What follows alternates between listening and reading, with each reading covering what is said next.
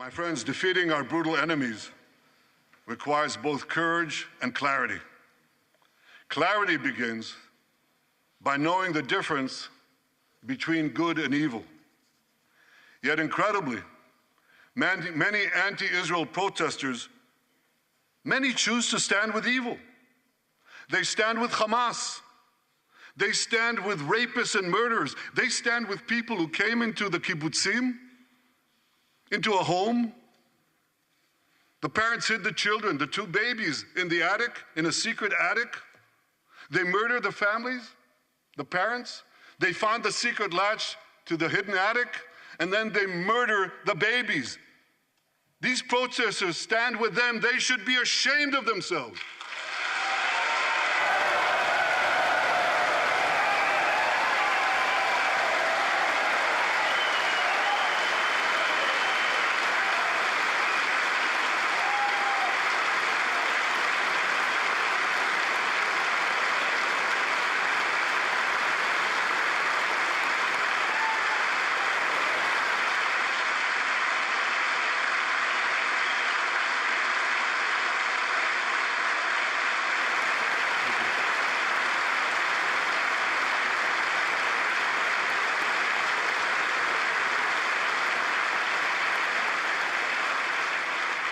They refuse to make the simple distinction between those who target terrorists and those who target civilians, between the democratic state of Israel and the terrorist thugs of Hamas. We recently learned from the National Security Director, U.S. Director of National Intelligence, that Iran is funding and promoting anti-Israel protests in America. They want to disrupt America. So these protesters burn American flags even on the 4th of July. And I wish to salute the fraternity brothers at the University of North Carolina who protected the American flag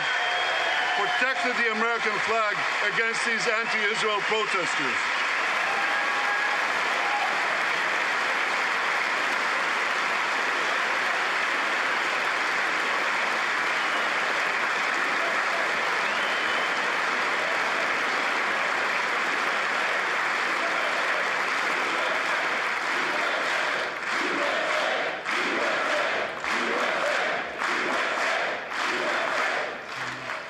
For all we know, Iran is funding the anti-Israel protests that are going on right now outside this building.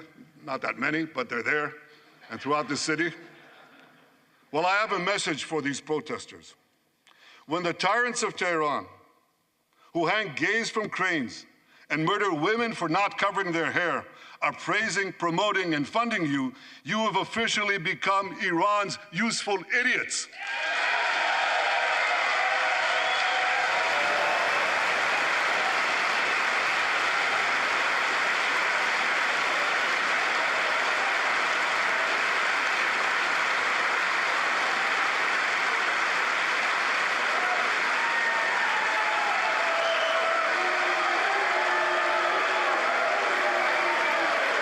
Some of these protesters, it's amazing, absolutely amazing. Some of these protesters hold up signs proclaiming gays for Gaza.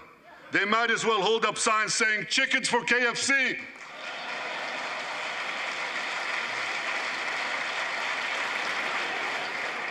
These protesters chant from the river to the sea, but many don't have a clue what river and what sea they're talking about. They not only get an F in geography, they get an F in history. They call Israel a colonialist state. Don't they know that the land of Israel is where Abraham, Isaac, and Jacob prayed, where Isaiah and Jeremiah preached, and where David and Solomon ruled?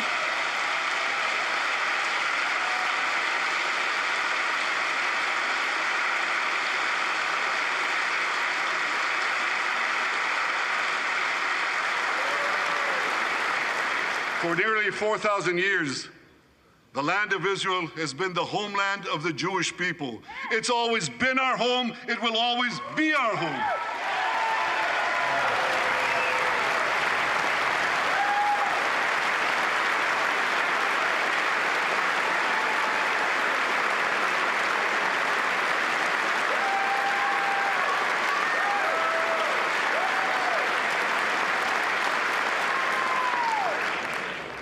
It's not only the campus protesters who get it wrong, it's also the people who run those campuses.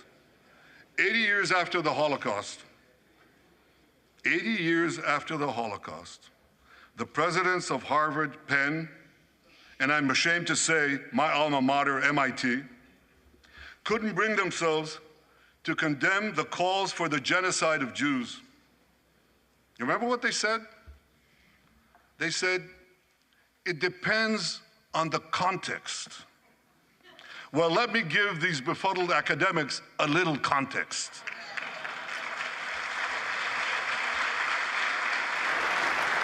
Anti-Semitism is the world's oldest hatred. For centuries, the massacre of Jews was always preceded by wild accusations. We were accused of everything from poisoning wells, to spreading plagues, to using the blood of slaughtered children to bake Passover matzahs. These preposterous anti-Semitic lies led to persecution, mass murder, and ultimately to history's worst genocide, the Holocaust. Now, just as malicious lies were leveled for centuries at the Jewish people, malicious lies are now being leveled at the Jewish state. No, don't applaud. Listen. The outrageous slanders that paint Israel as racist and genocidal are meant to delegitimize Israel, to demonize the Jewish state, and to demonize Jews everywhere. And no wonder we've witnessed an appalling rise of anti-Semitism in America and around the world. My friends, whenever and wherever we see the scourge of anti-Semitism, we must unequivocally condemn it and resolutely fight it, without exception.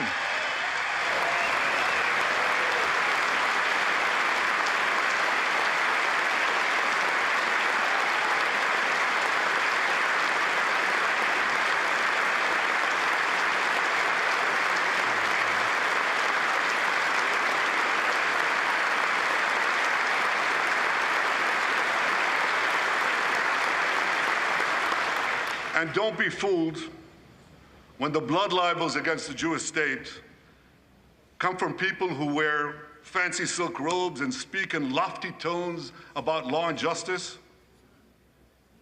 Here's a case in point. The prosecutor of the International Criminal Court has shamefully accused Israel of deliberately starving the people of Gaza. This is utter, complete nonsense. It's a complete fabrication.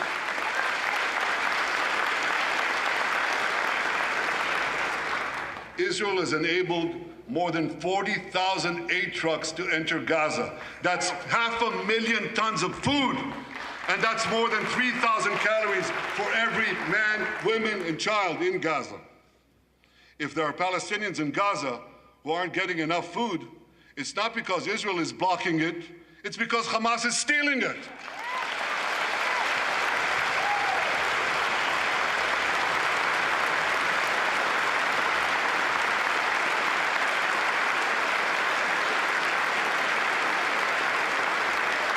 So much for that lie, but here's another.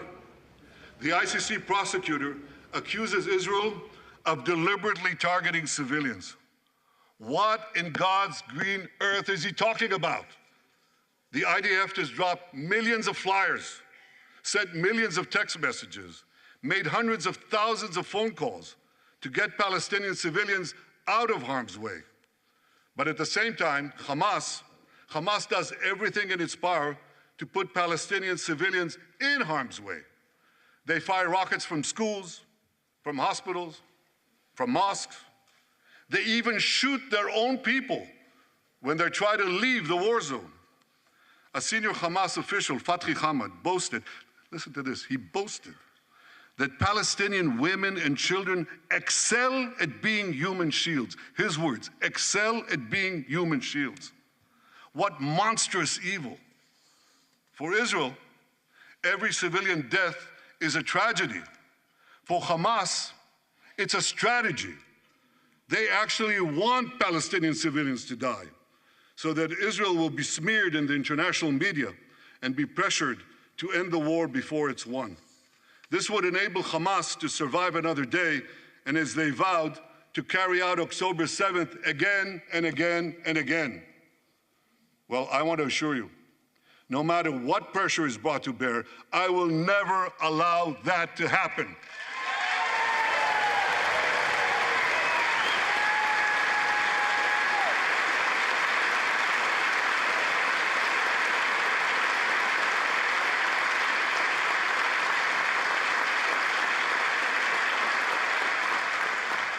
The vast majority of Americans have not fallen for this Hamas propaganda.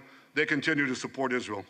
And I want to say thank you, America, and thank you, senators and House members who continue to support us, continue to support Israel, continue to support the truth and see through the lies.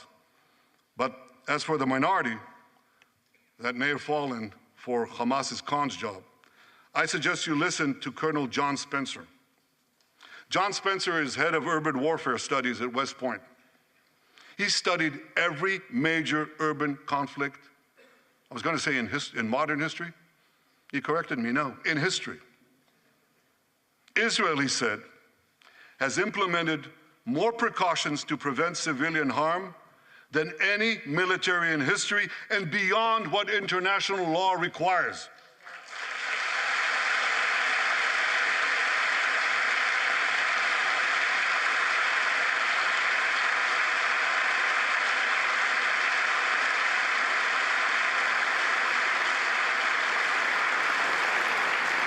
That's why, despite all the lies you've heard, the war in Gaza has one of the lowest ratios of combatants to non-combatants casualties in the history of urban warfare.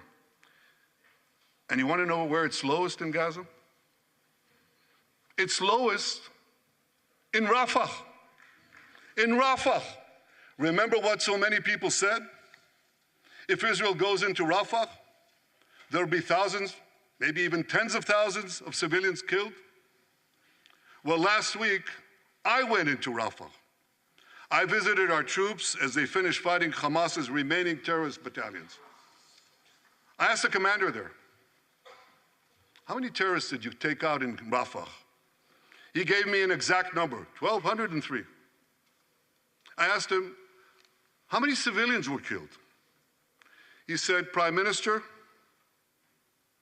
practically none, with the exception of a single incident where shrapnel from a bomb hit a Hamas weapons depot and unintentionally killed 24 people.